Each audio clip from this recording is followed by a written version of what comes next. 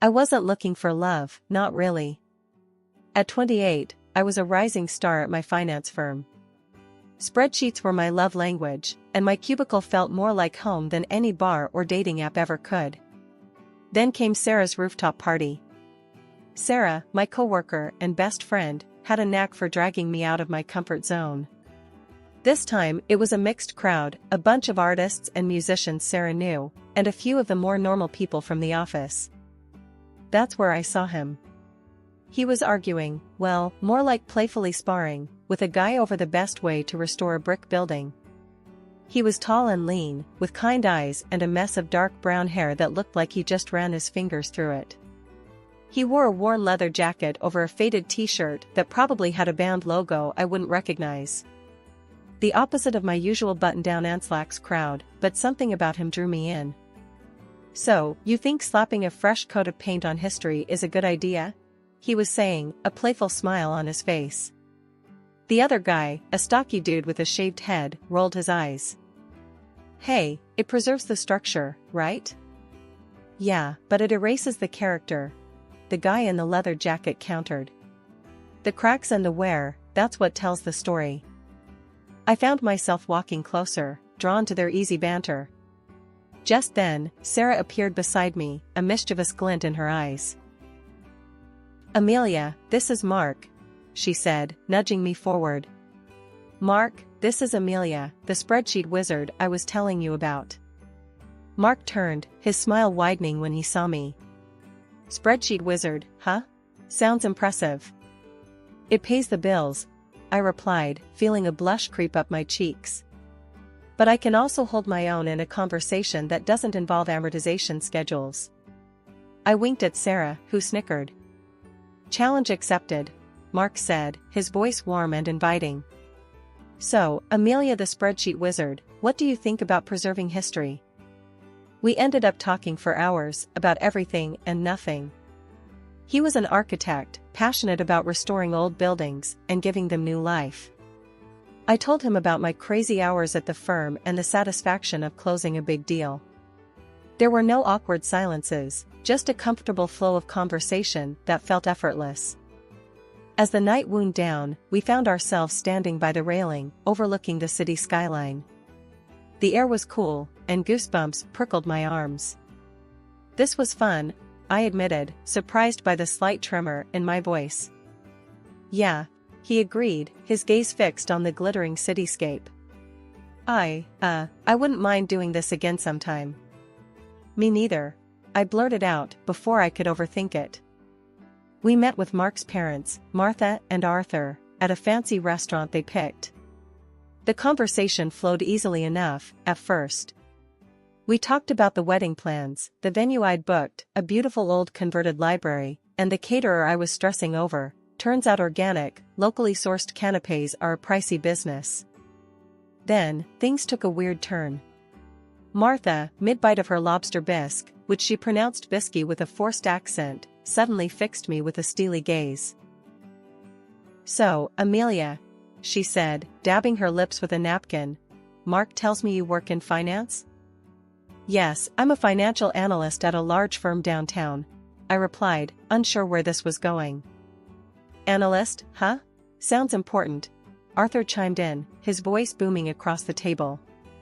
You must do well for yourself. Mark, who had been mostly quiet up until this point, cleared his throat. Dad, come on. That's not what we're talking about. Just making conversation, son, Arthur said, waving his hand dismissively. He turned back to me. So, Amelia, you mentioned a firm? Big name, I presume?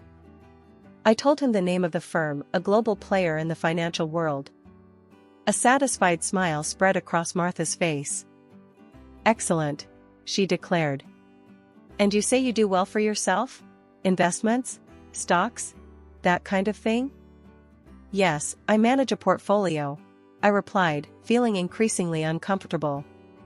This felt more like an interrogation than a meeting with my future in-laws. A portfolio, huh? Martha leaned forward, her eyes gleaming.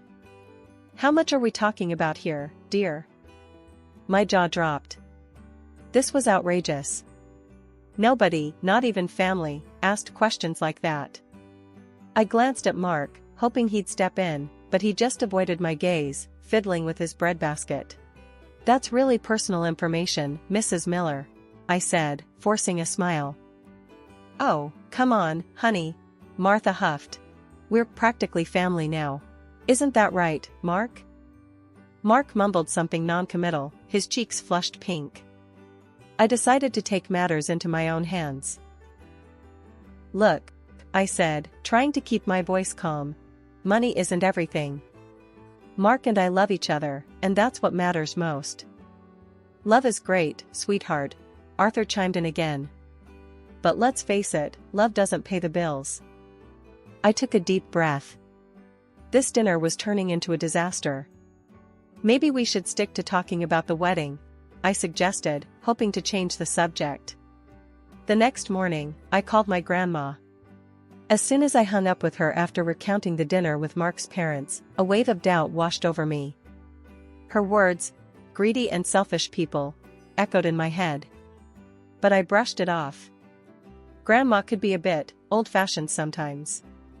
Sure, Martha and Arthur were a little blunt, but they seemed genuinely happy for us. Maybe they were just a bit awkward when it came to expressing their emotions. Fast forward a few months, and wedding planning was in full swing. Everything, from the venue to the flowers, felt like pulling teeth. Whenever money came up, Mark would give a sheepish shrug and say, "Work's been a bit tight lately." His parents, bless their hearts, kept offering suggestions, cheaper venues outside the city limits, a family friend who did amazing catering for a discount meaning they'd barter for vegetables from their neighbor's garden. Needless to say, I ended up footing most of the bill. Mark, ever the charmer, would say things like, "You're amazing, honey," handling everything like a champ. But his lack of financial contribution started to grate on me. Finally, the big day arrived. It was beautiful, the weather cooperated, the food was delicious, and most importantly, Mark and I said "I do." The only sour note was Grandma. After the ceremony, she pulled me aside, her wrinkled face etched with concern. "Amelia, honey," she said, her voice low, "be careful with those in-laws of yours. They don't have your best interests at heart." I rolled my eyes. Here we go again. "Grandma, they're just excited. They love Mark, they love me. Everything's fine." The honeymoon phase was barely over, the leftover wedding cake still sitting on the counter, when the first major in-law incident occurred. It was a Sunday morning, and Mark and I were still luxuriating in bed when a loud thump from downstairs shattered the peaceful silence. We exchanged a confused look, then Mark mumbled, "Probably the mail." Wrong. The thump was followed by a cacophony of rustling paper and muffled exclamations. Throwing on robes, we hurried downstairs to find a scene that could have been ripped straight out of a horror movie. Well, a horror movie with a lot of floral wrapping paper and gaudy gift bags. Martha and Arthur were sprawled on the living room floor, surrounded by wedding presents like vultures picking over a carcass. They were tearing into boxes, oohing and awing over some items, tossing others aside with dismissive grunts. "What in the world is going on here?" I demanded, my voice laced with disbelief. Martha, mid-unwrap, looked up and flashed a megawatt smile. "Amelia, darling. Just admiring your lovely wedding gifts." "Admiring?" I sputtered. "It looks more like you're ransacking the place." Arthur, holding up a crystal vase and squinting at it, snorted. "Relax, sweetheart. Just sorting things out. Can't have all this clutter lying around, can we?" Clutter? These were gifts, chosen with love, hopefully, by our friends and family. But before I could voice my outrage, Mark spoke up. "Maybe they should just leave the presents unopened, right?" he said, his voice mild. "Exactly," I chimed in, relieved he wasn't completely oblivious. Martha scoffed. "Don't be silly, honey. It's rude not to open presents. Besides," she added, her eyes gleaming, "we might find something truly special in here." Special for them, that much was clear. I watched in growing frustration as they picked through the gifts, setting aside anything that caught their fancy: a silver picture frame, a set of engraved wine glasses, a fancy cheese board. Finally, I couldn't take it anymore. "These are our wedding gifts," I said, my voice firm. "Not yours to take." "Look, honey," Martha said, her voice dripping with fake sweetness. "We just saw some things that would look lovely in our new house. You know, the one we're redecorating." They were redecorating? With our wedding gifts? The anger bubbled up inside me, threatening to spill over. "What about the gift you got us?" I asked, my voice tight. Martha paused, her hand hovering over a box wrapped in fancy floral paper. She rummaged through the pile, finally pulling out a small, oddly shaped package. With a flourish, she handed it to me. I unwrapped it slowly, my heart sinking with each layer of tissue paper. Inside was a cheap glass statuette, the kind you'd find at a discount store, adorned with garish plastic flowers. My stomach churned. This was their idea of a wedding gift? Maybe Grandma was right. Maybe I'd married into a nightmare. The wedding gift incident was just the tip of the iceberg. Martha's shopping sprees became a regular occurrence. She'd call, all chipper, and ask me to join her for a girls' day out. What it actually meant was me being her unpaid personal shopper. We'd browse stores, and inevitably, Martha would find something absolutely must-have. Then, at checkout, she'd do this weird shuffle with her purchases and mine, muttering about forgetting her wallet and such a hassle with separate bags. Of course, by the time the cashier figured it all out, I'd be stuck paying for both our stuff. Arthur wasn't much better. Weekends were his prime visiting time. He'd waltz in unannounced, plop himself down on the couch, and proceed to spend the entire day glued to the TV, inhaling whatever snacks I had on hand. When I finally built up the courage to ask him why he spent so much time at our place, he looked at me with a straight face and said, "Saves money on groceries and electricity, doesn't it?" The audacity of the man. Did he think we were running a charity? Mark, ever the peacekeeper, just rolled his eyes and muttered something about Dad just needing some company. The birthday dinner was the final straw. I decided to treat myself, a nice night out at a fancy restaurant to celebrate another year older, and hopefully wiser. Naturally, I invited Martha and Arthur. Big mistake. The menu was a confusing array of French names and unfamiliar ingredients. Undeterred, Martha and Arthur ordered the most expensive dishes, pronouncing them with a confidence that belied their complete lack of knowledge. Halfway through the meal, Martha declared the escargots too slimy and pushed the plate away. Arthur choked on a mouthful of bouillabaisse, spraying a gout of saffron broth across the table. The entire evening was a disaster. By the time the bill arrived, my blood pressure was through the roof. The cost of that meal could have fed us for a month. And guess who offered to chip in?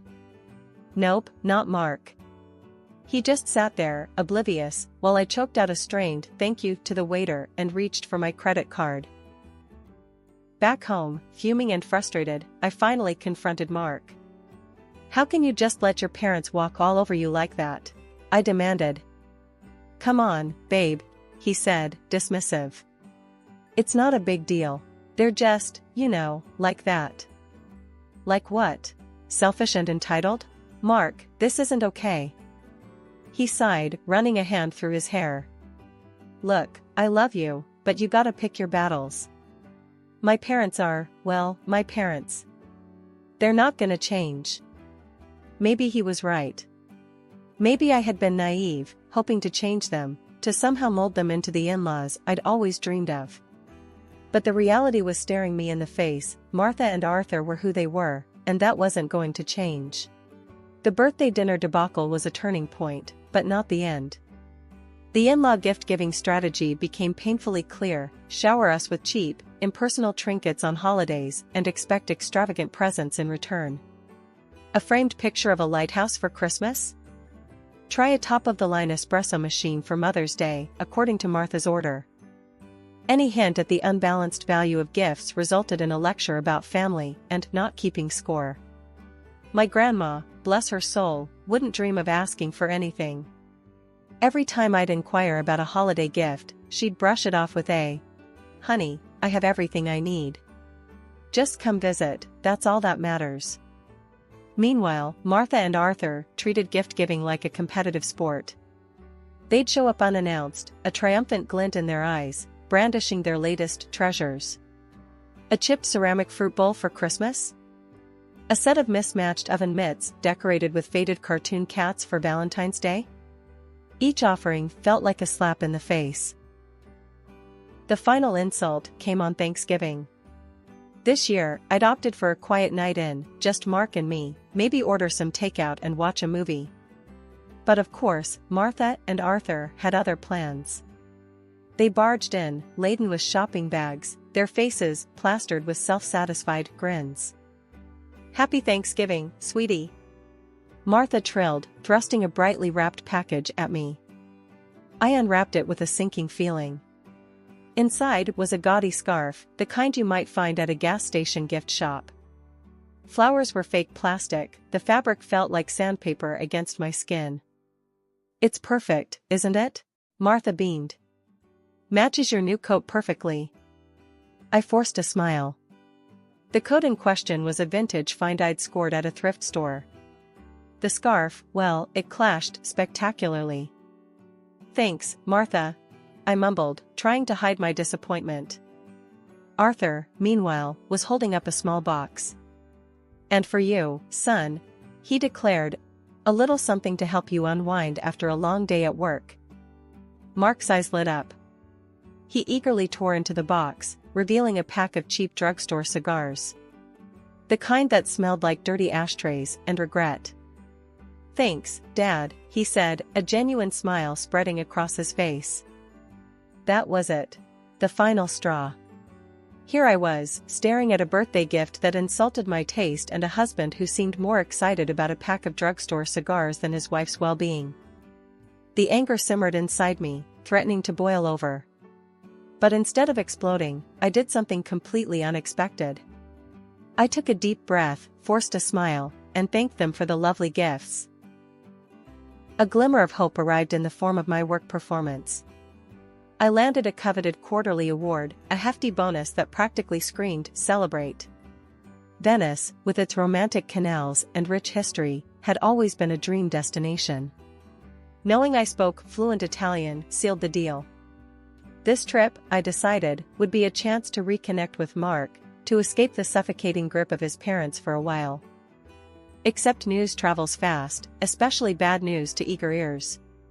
Martha and Arthur, upon learning of our travel plans, descended like hungry vultures. "Venice, huh?" Martha cooed, her eyes gleaming with a disturbing avarice. "Sounds delightful. Always wanted to see those gondolas up close." "Actually," I said, trying to be polite, "this trip is just for Mark and me. A little romantic getaway." Arthur scoffed. "Come on, Amelia, don't be selfish. We've never been to Europe, let alone Venice. Think of the pictures." Pictures? This wasn't about a photo op with gondolas, it was about escaping their smothering presence. "I'm sorry," I said, my voice firm, "but this is a trip for two." My polite refusal triggered a meltdown of epic proportions. They called me selfish, greedy, accused me of trying to alienate Mark from his family. The worst part? Mark, ever the peacekeeper, didn't stand up for me. Instead, he mumbled something about maybe they could come along and it wouldn't be that bad. That's when I knew. This wasn't just about a trip anymore. This was about boundaries, about respect, about whether our marriage could survive his parents' constant intrusion. I looked at Mark, my voice laced with ice. "Absolutely not. This is our trip, and they are not invited." The fight that followed was brutal. Harsh words were exchanged, accusations hurled. By the end of it, a heavy silence had settled between us. We retreated to opposite ends of the apartment, a cold war brewing in our once happy home. Days blurred into one another, the silence in the apartment a constant reminder of the chasm that had opened between Mark and me. I didn't call his parents, the mere thought of their entitled whining made my stomach churn. Mark remained in his self-imposed exile, the only communication a terse, "good morning," mumbled in the kitchen each day. Then, on a random Saturday morning, I woke up to an empty apartment and a sinking feeling in my gut. My phone buzzed on the nightstand, the notification sound grating on my nerves. Glancing at it, my blood ran cold. Airline ticket confirmations. 3 of them. To Venice. Purchased from my account. Panic clawed up my throat. No. It couldn't be. But as I scrolled through the confirmations, the sickening truth settled in. Mark, with the audacity of a seasoned thief, had used my trusted access to our bank account to book not only his own ticket to Venice, but 2 more, for his precious parents. Hotel reservations, also courtesy of my hard-earned money, confirmed my suspicions. He'd gone behind my back, completely disregarded my feelings, and booked a vacation for himself and his leech-like family with my money. The anger, hot and furious, burned away the remnants of any affection I might have had left for him. My fingers flew across the screen, canceling the return flights and hotel rooms. Next, with a steely resolve, I revoked Mark's access to my bank account. One small act of defiance in the face of their colossal selfishness. A few hours later, my phone erupted with a call. Mark's name flashed on the screen, but I let it go to voicemail. The voicemail notification arrived a moment later, his voice laced with a mixture of panic and fury. "Amelia, where the hell are you? We're supposed to be checking into the hotel. What did you do with the tickets?" I deleted the message without listening. Then came a barrage of texts, from both Mark and Martha. A mixture of demands, accusations, and veiled threats. Mark's final message, though, sent a dark chuckle rippling through me. "If you don't give me back access to the account and get us on that damn plane, Amelia, we're done. Consider this your divorce notice." With a newfound clarity, I started making my own plans. I contacted a lawyer, the weight lifting from my shoulders with each step towards independence. Mark's divorce notice might as well have been a gift. I didn't wait for Mark to waltz back in, tail between his legs. Packing was cathartic. Clothes went into suitcases, knickknacks into boxes. But the gifts from Martha and Arthur, those gaudy trinkets and mismatched sets, I left untouched. I lined them up on the living room floor, a garish monument to their selfishness. A final act of defiance before I slammed the door shut on that chapter of my life. Grandma's house, with its familiar scent of cinnamon rolls and worn furniture, felt like a warm hug. Tears streamed down my face as I recounted the entire ordeal, the hurt and anger spilling out like a dam breaking. Grandma listened patiently, a sad smile on her lips. "I told you, honey," she said softly, her voice laced with a hint of "I told you so," but mostly concern. "But sometimes you gotta learn things the hard way." "You know," I said, a newfound determination settling in my voice. "Maybe this is a good thing. Now I know what to look for, what to avoid." A few days later, a knock on the door shattered the peaceful afternoon. My heart lurched, but before I could react, Grandma ushered me towards the back room. Peeking through the curtain, I saw Mark standing there, looking lost and dejected. "Amelia, please," he pleaded, his voice thick with desperation. "Let me explain." Grandma opened the door a crack, her expression unreadable. Mark launched into a groveling apology, spewing words about realizing his mistakes and trying to distance himself from his parents. The anger that had been simmering inside me bubbled over. I barged into the hallway, a cold fury in my eyes. "Distance himself?" I scoffed. "Mark, you were about to spend my money taking them on a vacation. This isn't about you suddenly seeing the light. This is about you being comfortable. Comfortable because I paid the bills and bought your parents presents." He opened his mouth to protest, but I cut him off. "No, Mark. This is over. I don't want to build a life with someone who prioritizes comfort over respect, or someone who lets his parents walk all over him and his wife. I deserve better than that." Mark's face crumpled, but this time I felt no pity. The door shut with a finality that echoed in the silence that followed. Maybe Grandma was right. Maybe this wasn't the end. Maybe it was the beginning of something new, something better. A life free of entitled in-laws, a life filled with respect, and maybe, someday, with love that wasn't selfish or convenient.